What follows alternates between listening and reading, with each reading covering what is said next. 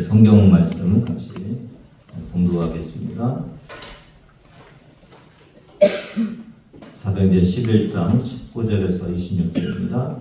그때 스데반의 일로 일어난 환난으로 말미암아 흩어진 자들이 베니게와 구브로와 안디옥까지 이르러 유대인에게만 말씀을 전하는데 그들의 구브로와 베냐민 몇 사람이 안디옥에 이르러 헬라인에게로 말하여 주 예수를 전파하니 주의 손이 그들과 함께 하심에 수많은 사람들이 믿고 죽게 돌아오더라.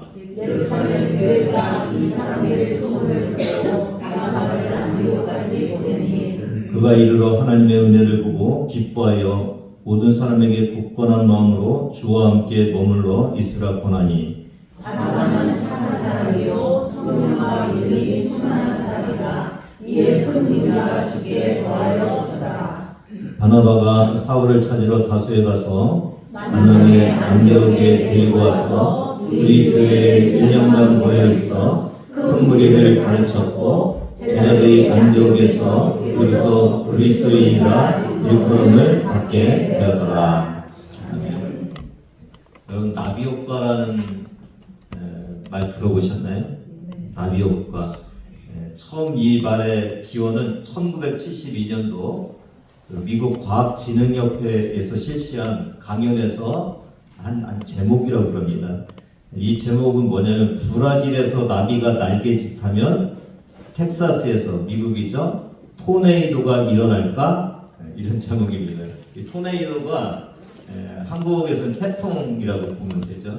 저 멕시코에서 나비가 이렇게 날개짓을 하는데 이게 점점 커져갖고 미국 텍사스에서 이게 태풍으로 만들어질까?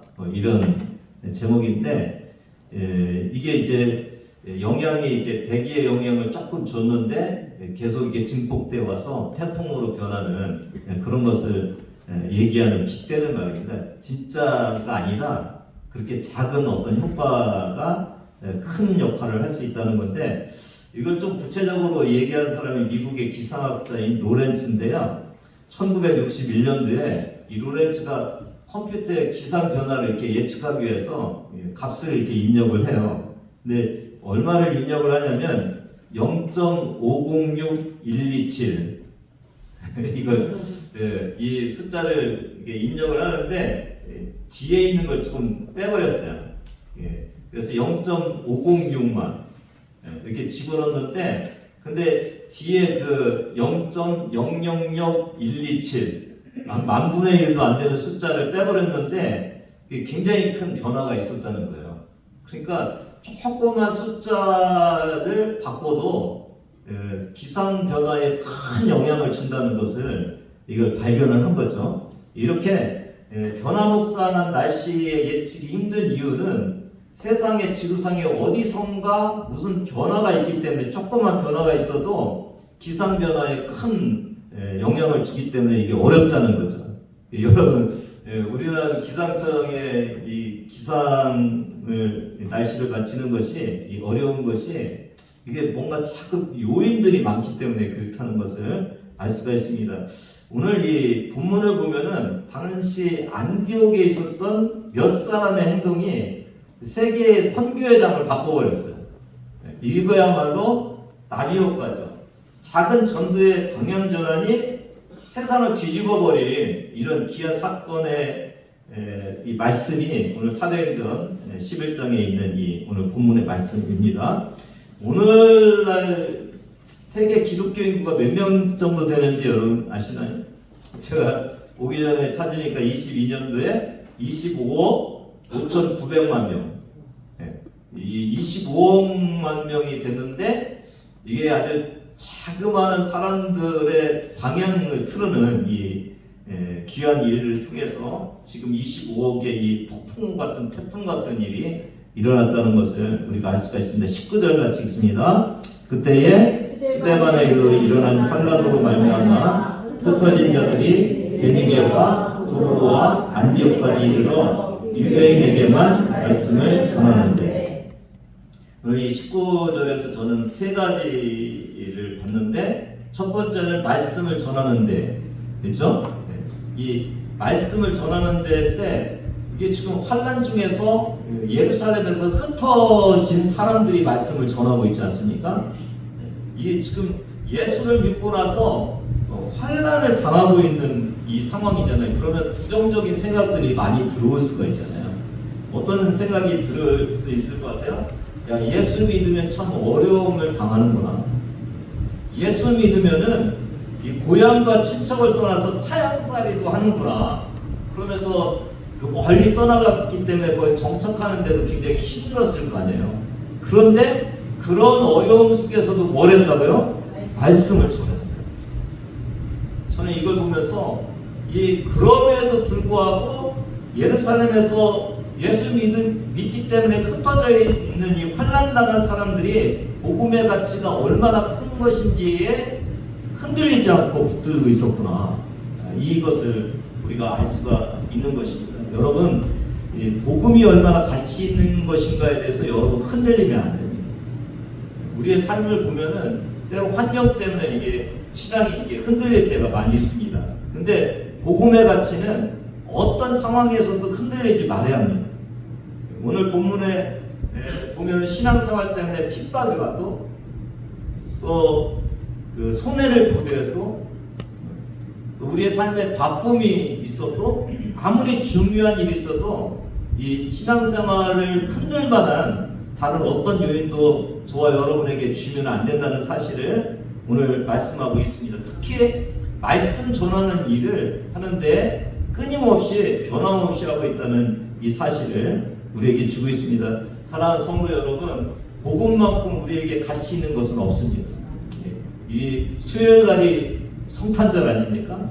성탄절은 세상 사람들에게는 공휴일이고 또 서로 이렇게 선물을 주고받는 그런 날이라면은 그리스도인인 우리에게는 하늘 보좌를 버리고 이 땅에 오셔서 나를 구원해 주시기 위해서 십자가에 지신 그 어린 예수님이 오신 그날, 그 어린 예수님을 우리에게 선물로 주신 그날, 이 선물보다 더 값진 선물이 어디 있겠습니까?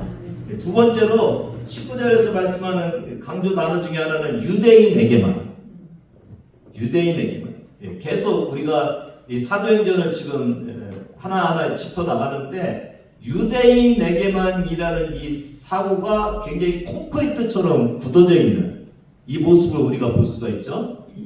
이들은 지금 어디로 갔냐면 여기 보면은 베니게, 구브로, 안디옥 이렇게 단어가 나와 있잖아요. 이 베니게는 페니키아라고도 하는 곳이고 주로 도시가 두로와 시돈, 이 두로와 시돈입니다. 예루살렘에서 약 한 300km 정도 떨어져 있는 곳이고 이 구브로는 어디입니까, 여러분?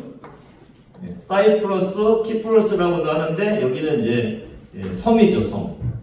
그래서 예루살렘에서 이 시돈까지 300km 되고 시돈에서 배를 타고 한 300km로 갈 수 있는, 그러니까 이 핍박에서 완전히 자유로운 섬까지도 이렇게 피난해가 있는 그런 모습을 볼 수 있고, 안디옥 교회는 예루살렘에서 북쪽으로 480km 정도 떨어진 거예요. 서울에서 부산이 한 400km 정도 되는 그것보다 더 먼 곳에 있는데 거기까지 이방 나라에까지 갔음에도 불구하고 뭐는 변하지 않았다고요? 유대인에게만 구원이 있다는 것을 이게 변하지 않는 이 모습을 볼 수가 있습니다. 세 번째 생각하는 것은 뭐냐면 환난은 복음을 확대시켰다는 거죠. 환난 때문에 원래 예루살렘에 머물러 있으면서 복음의 확장을 못하고 있는 이 사람들이 이제 흩었죠, 환난으로. 그래서 어디까지 간 거예요, 지금요? 안디옥까지 간 거잖아요. 그러니까 예루살렘과 온 유대와 사마리아를 넘어서 지금 이방 땅까지 가는 이 확대가 이루어진 근본 원인이 뭐라고 해요? 환난. 이 환난인 거죠. 오늘 저와 여러분도 우리가 신앙생활하면서 때로는 편안했으면 좋겠다. 그렇죠? 뭔가 잘 이루어졌으면 좋겠다는 그런 생각이 많은데 오늘 우리에게 주시는 하나님의 말씀은 뭐냐면 어떤 일이 있어도 하나님이 이끌어 가시는 그 길이 옳은 길이다. 환난마저도 하나님께서 주시는 이 환난은 이스라엘 사람들, 예수 믿는 사람들에게 복음을 전하기 위해서 하나님이 주시는 이끌림이었다는 것을 우리에게 말씀해 주고 있어요. 그러니까 우리도 내 인생이 그냥 편안하고 안락하게 살았으면 좋겠다 보다는 하나님이 이끄시는 삶을 살았으면 좋겠다. 아멘이십니까? 주님 말씀하시면 내가 나아가리라. 주님 뜻이 아니면 내가 멈춰서리라. 가고 서는 것 주님 뜻에 있으니 오 주님 나를 이끄소서. 환난마저도 하나님의 은혜로 아는 이 은혜가 진정한 은혜임을 알 수가 있습니다. 20절 같이 읽습니다. 그 중에 구브로와 도레네 몇 사람이 안디옥에 이르러 헬라인에게도 말하여 주 예수를 전파하니. 여기 19절에는 아까 뭐였어요? 유대인에게만. 근데 20절에 뭐였어요? 헬라인에게도. 이 유대인에게만 전하는 복음을 헬라인에게도 전하는 이런 놀라운 일이 일어나는 거죠. 이걸 보면은 이 복음이 헬라인에게도 이렇게 확장되는, 다시 말하면 영토의 확장은 이루어졌죠. 어디까지요? 땅끝까지 이루어지는 이 영토는 있었는데 그 전까지는 유대인에게만 이 영토의 확장 속에서 전했는데 이제는 종족의 확장이 된 거죠. 이방인에게도. 그래서 유대인과 이방인의 벽을 무너뜨리는 이 놀라운 일이 일어났는데, 그런데 중요한 건 뭐라고요? 몇 사람이. 이 엄청난 일을 한 사람이 누구라고요? 몇 사람이. 이걸 보면서 이 나비 효과죠, 나비 효과. 콘크리트 같이 강한 무너질 것 같지 않은 이것을 무너뜨린 것은 거대한 사람들의 힘이 아니라 몇 사람의 힘으로 이루어졌다라는 것이죠. 이게 베드로가 고넬료에게 복음을 전했잖아요. 이거는 고넬료는 이미 하나님을 경외하는 사람이었잖아요. 근데 오늘 이 몇 사람이 헬라인에게 전한 것은 완전히 유대교도 모르고 구약의 하나님도 모르는 사람들에게 완전한 순수한 이방인들에게 복음이 전한 거기 때문에 굉장히 큰 의미가 있는 것을 알 수 있습니다. 나비 효과죠. 소수의 사람들이 대상자를 바꾼 것이 이방인의 선교 기지가 된 이 안디옥 교회를 만들었다는 사실을 우리가 알 수가 있습니다. 오늘 저와 여러분이 사도행전을 하면서 사도행전 1장 8절의 말씀을 계속 이제 붙들고 가고 있잖아요. 이 일을 신실한 몇 명만 있어도 가능하다는 것을 오늘 저와 여러분에게 말씀해 주고 있습니다. 여러분, 소수의 사람들의 예배와 성경 읽기와 봉사가 나비 효과가 되면은 많은 사람들을 그곳으로 이끄는 그런 일들을 할 수 있다는 것을 알 수 있습니다. 우리 교회가 옥천의 중심이 되는 교회로, 선교하는 교회로 변화되는데 이 큰 흐름이 필요한 것이 아니라 이렇게 작은 소수의 사람들이 말씀을 실천하고 그럴 때 이 일들이 일어난다는 사실을 오늘 주님이 말씀하고 계십니다.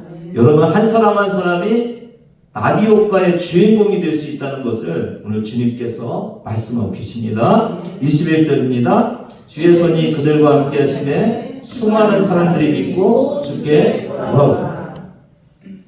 20절에서 중요한 것이 헬라인에게도라면은 이 지금 21절에서는 뭐라고요? 주의 손이 그들과 함께 하십니다. 방향이 영토를 확장시키는 방향으로 가서 이방인들까지 확장이 됐다면 이제는 여기에 누가 함께 하신다고요? 주의 손이 함께 하십니다. 이게 복음의 확장의 요인들인 것을 알 수가 있죠. 주님이 함께 하십니다. 우리가 전도를 하고 신앙생활을 하면서 내가 아무리 애쓰고 힘써도 안 될 때가 참 많이 있잖아요. 근데 누가 하시면 가능하다는 것을 보여주고 있어요? 주님이 하십니다. 주님 손에 붙들려 있으면은 이 작은 사람들이 행하고 있는 이 복음의 방향 전환이 많은 사람을 주께로 돌아오게 하는 이 놀라운 은혜가 있다는 것이죠. 이게 사도행전 1장 8절도 보면은 다시 한번 같이 읽습니다. 시작. 오직 성령이 너희에게 임하시면 너희가 권능을 받고 예루살렘과 온 유대와 사마리아와 땅끝까지 이르러 내 증인이 되리라 하시니라. 이게 뭐가 임하면은요, 오직 성령이 임하면. 어떻게 하고요? 권능을 받고. 이건 다 하나님이 하시는 일이잖아요. 오늘 교회의 전도와 모든 일들에 주의 손이 함께 하시면은 일이 일어난다는 사실을 우리에게 말씀해 주고 있습니다. 여러분, 주님 바라보시기를 바랍니다. 우리의 눈을 사람과 환경에 돌리지 마시고 주님만 바라보시면, 주님이 함께 하시면은 이루어진다는 것을 오늘 주님께서 오늘 말씀하고 계십니다. 그냥 소수의 사람들이 한 것이 아니라 주님의 손에 이끌리는 소수의 사람들이 이 일을 감당한다는 것을 오늘 말씀해 주고 있습니다. 오늘 우리도 주님의 손에 함께 하시는 그런 우리 교회가 되기를 바랍니다. 주님의 손이 우리와 함께 하신다면은 적은 수의 숫자도 주님의 일을 하는데, 엄청난 일을 하는데 부족함이 없다는 것을 우리에게 말씀하고 계십니다. 그래서 우리의 소망은 우리에게 있는 것이 아니라 주님께 있다는 것을 오늘 이 말씀을 통해서 우리가 듣고 있습니다. 22절입니다. 같이 읽습니다. 예루살렘 교회가 이 사람들의 소문을 듣고 바나바를 안디옥까지 보냈고, 이 예루살렘 교회의 큰 역할 중에 하나를 우리가 볼 수가 있죠. 마치 구세군으로 보면은 구세군 그 대한본영의 역할을 이제 예루살렘 교회가 하고 있는 거죠. 이 교회가 뭐라고요? 소문을 듣고 바나바를 안디옥에 보내는 거예요. 그러니까 이게 성장이 중요한 것이 아니라 정상적인 성장을 하고 있는지가 굉장히 중요한 거예요. 예를 들어서 이단이 그 2만 명, 3만 명으로 이렇게 성장하고 있다고? 그게 성장이 아니잖아요. 우리 교회만 또 못한 거예요. 다른 교단, 그 종교 단체, 다른 기독교 아닌 다른 그 종교 단체에 수백만의 사람이 있다고 해서 구원은 누구에게만 있어요? 오직 그리스도를 통해서만 가능하잖아요. 그러니까 아무리 말해도 그게 무슨 소용이 있어요. 그러니까 교회가 성장을 한다는 것은 이게 정상적으로 성장을 하고 있는지 아닌지가 굉장히 중요한 거예요. 그것을 보기 위해서 누구를 보냈다고요? 바나바. 보통 이 사도행전을 보니까 이 이방의 전도가 되고 그러면 누구를 보냈어요? 베드로를 보냈죠. 베드로. 고넬료의 집에도 성령의 역사를 통해서 이방인에게 복음이 전파된다는 걸 베드로를 통해서 말씀해 주셨고, 사도행전 8장 13, 14절을 보면 빌립이 이렇게 복음을 전할 때도 14절 같이 읽습니다. 예루살렘에 있는 사도들이 사마리아에도 하나님의 말씀을 받았다며 듣고 베드로와 요한을 보냈죠. 이제 사도를 보냈어요. 근데 오늘 이 안디옥에는 누구를 보냈다고요? 바나바. 왜 그랬을 것 같아요? 사도행전 4장 36절 보면 바나바의 출신지가 나옵니다. 같이 읽습니다. 시작. 두보르에서 난 레이족 사람이 있으니 이름은 요셉이라 사도들이 일컬어 바나바라, 번역하면 미르의 아들이라. 어디 출신이라고요? 구브로. 이 구브로 아까 성 얘기했었죠. 구브로 출신이에요. 그러니까 이게 유대와 사마리아까지는 이제 구약의 영향권, 유대교의 영향권 안에 있잖아요. 여기는 그래서 그곳에서 태어난 베드로와 요한이 가서 이렇게 볼 수가 있었는데, 여기는 지금 어디예요? 외국이잖아요. 외국. 그러니까 외국에서 태어난 디아스포라 출신의 바나바가 그곳에 가서 이렇게 바라보는 것이 훨씬 맞다고 이렇게 예루살렘 교회가 판단한 것 같아요. 근데 우리가 좀 이 사도행전을 쭉 보면서 유익한 것이 뭐냐면, 이 사건 전에 고넬료 사건이 있었죠. 고넬료 사건을 통해서 이방인에게도 복음이 전한다는 것을 이미 하나님이 깨닫게 해주셨잖아요. 그러니까 조금씩 깨달으면서 이제 사도가 안 가도 된다는 것을 이제 예루살렘 교회가 알고 그냥 바나바를 보내서 거기도 똑같은 이방인의 역사가 일어나는지를 이렇게 바라보게 한 거죠. 이게 하나님의 역사는 어떻다고요? 조금씩 이게 콘크리트와 같은 그 유대인의 유대인에게만 복음을 전한다는 이 사실을 하나님이 조금씩 깨트려가고 있는 이런 모습을 우리가 볼 수가 있고, 그럼으로 인해서 이게 이방인 선교가 열리는 이런 모습을 우리에게 말씀해 주고 있어요. 그러니까 이게 중요한 것 중에 하나가 뭐냐면 여러분, 오늘 이루어질 일을 오늘 감당을 해야 되는 거예요. 그러니까 예를 들어서 유대인에게만 복음이 전한다는 이 사건을 깨뜨리기 위해서 하루아침에 사울같이 변화시키는 것이 아니라 조금씩 열어가는데 그 조금씩 열어가는 곳에 반응을 해줘야 되잖아요. 그렇죠? 그러니까 초등학교 1학년 걸 맞춰야 2학년 것이 되고 3학년 것이 이렇게 넘어가잖아요. 근데 1학년 것도 안 하고 2학년 것도 안 하고 3학년 것을 하려고 하면 이게 이해가 안 되잖아요. 하나님의 일도 오늘 우리가 해야 될 일들을 잘 해야 내일 우리가 해야 될 일이 이해가 되는 거예요. 아멘이십니까 여러분? 예, 그냥 하나님이 갑자기 저를 깨닫게 해주시고 저에게 기적을 일으켜 주세요 이게 아니라 우리에게 주님이 나의 강박하고 하나님의 말씀을 못 듣는 이 귀와 마음을 조금씩 뚫어주시면서 일을 하신다는 이 사실을 이 사도행전을 통해서 우리가 보고 있는 것입니다. 여러분 주님 앞에 조금씩 열려지는 은혜가 있기를 주님의 이름으로 부탁을 드립니다. 왜 안디옥이었을까요? 안디옥을 좀 보니까 안디옥이 굉장히 큰 도시였네요. 로마 이 통치 속에서 3대 큰 도시로 로마, 이집트에 있는 알렉산드리아, 그 다음에 이 안디옥을 이렇게 꼽더라고요. 기원전 2세기 정도에 한 50만 명 정도가 거기 살았다고 해요, 이 안디옥에. 저는 그 이상은 이제 연구를 못 해봤는데 아마도 큰 도시니까 사람이 많이 몰려들 수 있는 곳이죠. 그러면 재정도 있고 여기는 또 큰 도시이기 때문에 이방 나라에 대한 이해가 충분히 있어서 이방 선교기지로서 아주 적당한 곳으로 안디옥을 택했던 것을 우리가 알 수가 있습니다. 23절을 같이 읽습니다. 시작. 그가 이르러 하나님의 은혜를 보고 기뻐하여 모든 사람에게 굳건한 마음으로 주와 함께 머물러 있으라 권하니 바나바는 착한 사람이요 성령과 믿음이 충만한 사람이라 이에 큰 무리가 주께 와여 지더라. 우리 바나바를 보냈는데 제대로 성장하고 있는지를 보라고 보냈는데 바나바는 거기서 선교를 하는 목회를 하는 그런 중요한 역할을 감당하죠. 근데 오늘 바나바를 보면서 여러 가지를 이렇게 설명을 해주고 있죠. 근데 처음에 23절에 보니까 바나바가 이 교회가 안디옥 교회가 제대로 된 교회인지를 뭐를 보면서 알았다고 그랬어요? 하나님의 은혜를 보고. 그러니까 교회가 교회인지 아닌지는 뭐를 보면 알 수 있다고요? 하나님의 은혜가 있는 점이죠.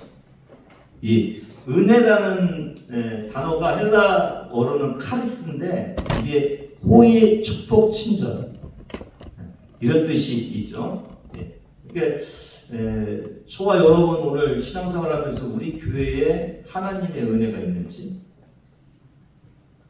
여러분 자신 속에서 하나님의 은혜를 이렇게 보여줄 수 있는지를 한번 생각해 보시기 바랍니다.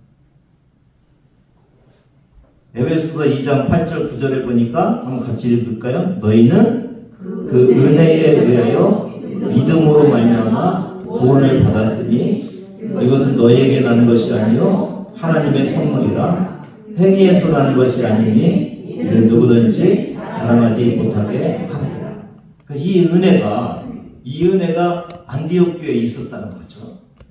저는 복음서가 하나를 보면서 하나님의 은혜라는 복음서가 있죠. 나를 지으십니까? 하나님. 나를 부르십니까? 하나님. 나를 보내십니도 하나님.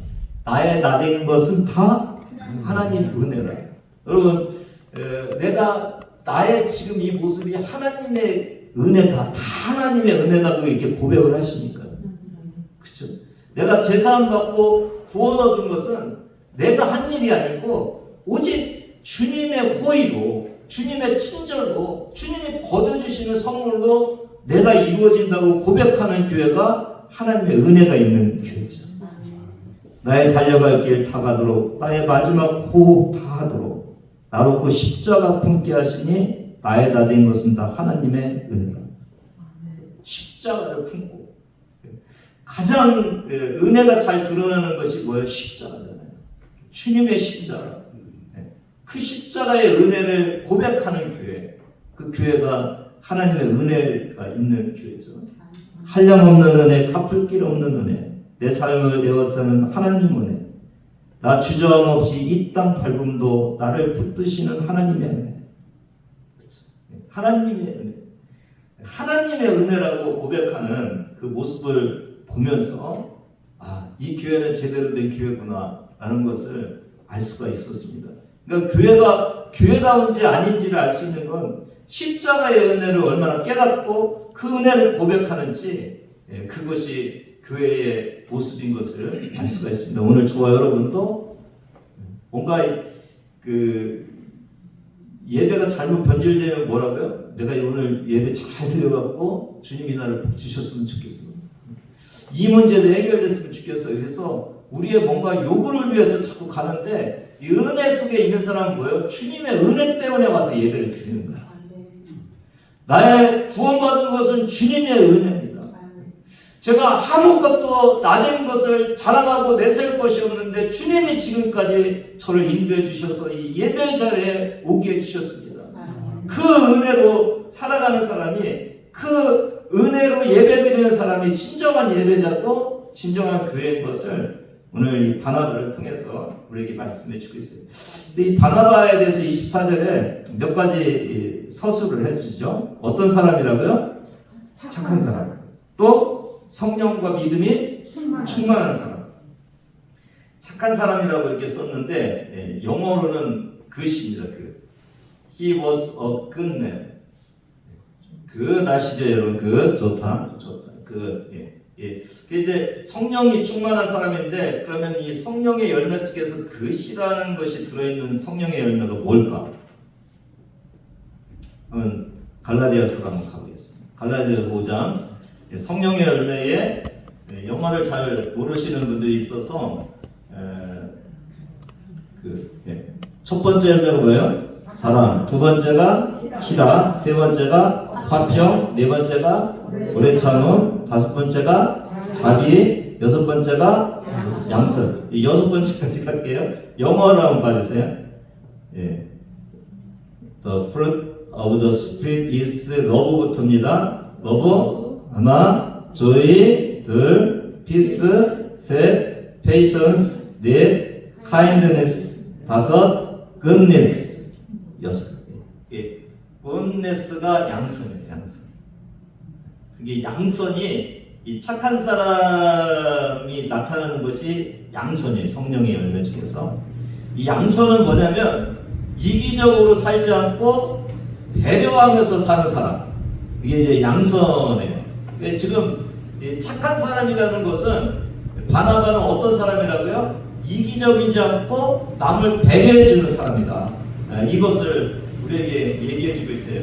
어느 선교사가 아프리카에서 아이들에게 케이크를 하나 주면서 가장 먼저 뛰어간 사람이 가져오고 그랬어요.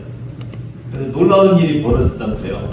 이 아이들이 손에 손을 잡고 한 발짝씩 한 발짝씩 케이크를 향해서 가는 거예요.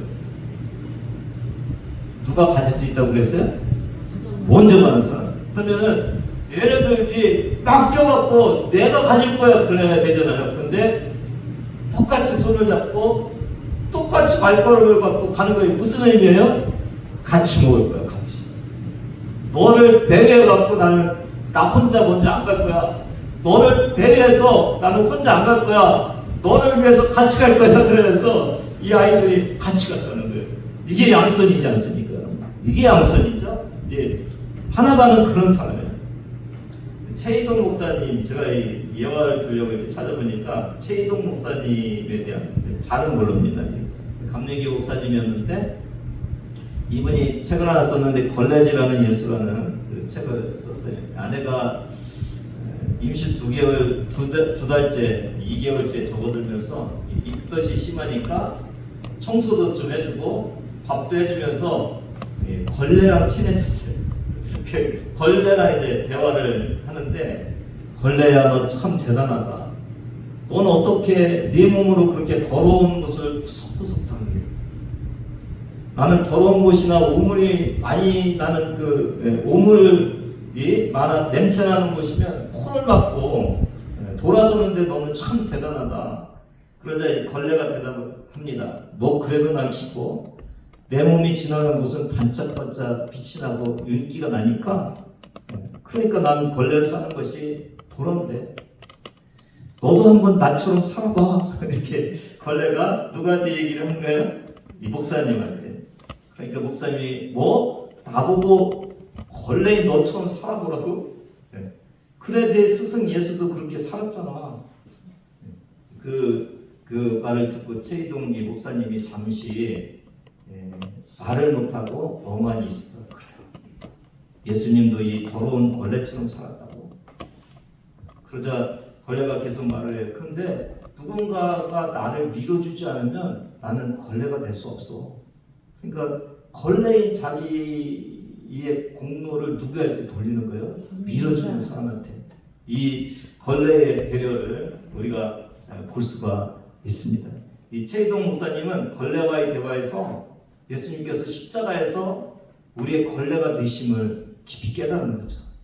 우리의 죄를 씻기 위해서 걸레 되신 주님께서 이 땅에 오시고 하늘에 십자가에 오르셔서 우리의 죄를 씻어주신 그 선하심, 가디스, 그 주님의 선하심을 깨닫게 된 거죠. 그래서 그렇게 삶을 살다가 이 최희동 목사님이 2004년 40세의 젊은 나이로 교통사고를 당해서 돌아가십니다. 다른 교회에서 찬송가 그 경연대회가 있는데 좀 심사를 봐달라고 요청을 받고 그 교회가 있는 마을 이렇게 앞에 그 신호등이 있는데 거기서 일시 정지를 하고 있는데 달려오던 유조차가 이렇게 치여서 그 사망을 하신 거죠. 생을 마감을 했는데 근데 이게 뭐 정확한 건 아니지만 이렇게 그런 얘기를 하네요. 이 최희동 목사님은 그 유조차를 피할 수도 있었을 것이다. 그 얘기는 뭐냐면 이 마을이 이 강 두 개 위에 있고 마을이 밑에 있었다는 거예요.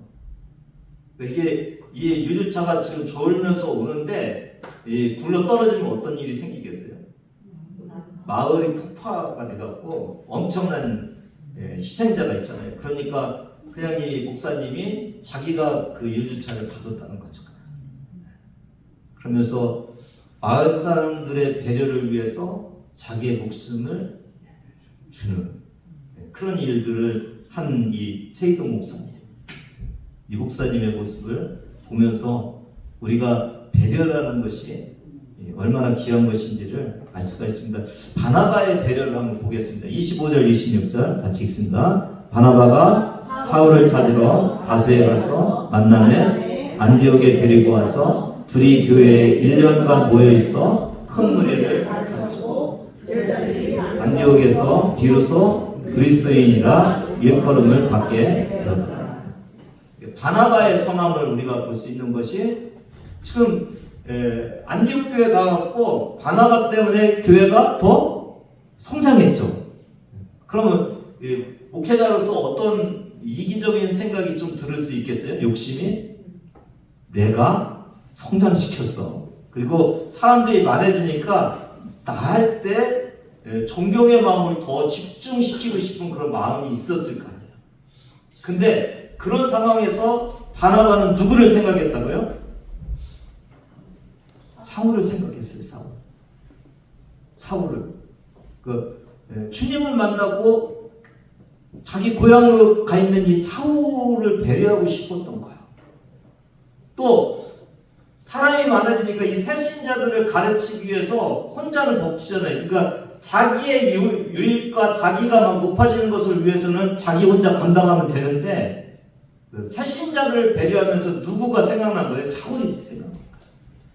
그리고 이 사울은 하나님이 이방 사역을 위해서 만든 그릇이라는 걸 알기 때문에 여기서 훈련받고 이방으로 이렇게 보내고 싶은 그런 사울을 배려하고 안디옥 교회 새신자들을 배려하면서 이 바나바가 누구를 데려오는 거예요? 사울을 데려오는 이런 일들을 행하는 거죠. 그러니까 이게 바울의 바울됨은 바나바의 이 선함 때문에 이루어진 것을 알 수가 있고, 안디옥 교회가 진정한 안디옥 교회가 된 것도 이 바나바의 선함을 하나님께서 이용하신 거죠. 그렇죠? 26절 보니까 뭐가 나와 있어요? 만남에 안디옥에 데리고 와서 둘이 1년간 큰 무리를 가르쳤다. 절대로 장사 같이 하지 말라고 그러지. 그렇죠? 싸운다. 그렇죠? 이 지금 1년 동안 사울이라는 걸쭉한 인물을 같이 와갖고 같이 가르치고 사역한 것은 이 바나바의 선, 양선의 열매였음을 우리가 알 수가 있어요. 이게 둘이 가르쳤다고 그러잖아요. 이게 합동사역이죠, 합동사역. 이게 얼마나 어려운데 이것을 하기 위해서 배려심이 얼마나 필요한 것인지를 우리에게 알려주고 있습니다. 기독교인이라고 처음으로 명성을 얻은 것도 이 안디옥인데, 이 삶 속에 이 바나바의 선함, 주님의 이끄심이 얼마나 큰 것인지를 우리가 알 수가 있습니다. 사랑하는 여러분, 기독교인이 되고 나서 여러분 얼마나 이 배려심이 많이 생기셨어요. 남들을 얼마나 배려하고 계신가요? 예수님은 우리를 배려해서 지옥에서 천국으로 옮기기 위해서 이 땅에 모든 보좌의 권세를 다 내려놓고 오셨잖아요. 그리고 우리를 구원해 주셨는데, 우리는 얼마나 그 주님의 선하심, 주님의 그 걸레 대신, 우리의 밥 대신 그 주님을 닮아가면서 다른 사람을 위해서 희생하고 양보하고 살아가는, 오늘 주님이 주시는 이 말씀에 깊이 되묻는 그런 시간이 되기를 바랍니다. 말씀을 마치면서 나비 효과를 한번 더 생각해 보시기 바랍니다. 몇 사람인가? 그것도 환난과 핍박 속에 있는 그 몇 사람이 유대인에게만 복음을 전하는 그 방향을 틀어서 헬라인에게도 전했던 이것이 오늘 25억 이상의 기독교인으로 만드는 이 나비 효과의 시작이었다는 것을 우리가 알 수가 있고, 안디옥 교회를 이방 복음의 전초 기지로 만드는, 또 사울을 사울되게, 사도 바울 되게 하는 이 놀라운 역사들이 일어난 이 안디옥의 시초, 몇 사람이 하나님의 손에 붙들려 갖고 이룬 이 나비 효과를 우리가 바라보면서, 오늘 우리 교회도 이런 나비 효과가 일어나기를 주님의 이름으로 축복합니다.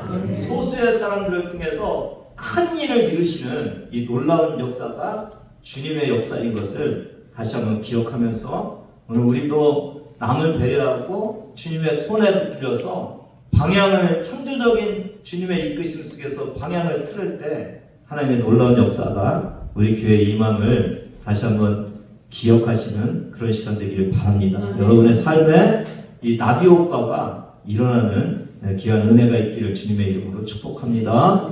하나님 감사합니다. 하나님, 오늘도 말씀을 듣습니다. 주의 말씀에 귀 기울입니다. 주의 말씀대로 행하기를 원합니다. 나비 효과가 우리 모두에게 일어날 수 있도록 믿음의 믿음으로 저희를 인도하여 주시옵소서. 이제는 우리 주 예수 그리스도의 은혜와 하나님 아버지의 무한하신 사랑하심과 성령님의 감동감화 역사하심이 오늘 주님의 이끄심을 따라서 작은 것을 행할 때 넘치는 역사가 일어남을 고백하며 믿으며 나가는 주의 자녀들 머리 위에 지금부터 영원까지 함께 하시기를 간절히 축원하옵나이다. 아멘.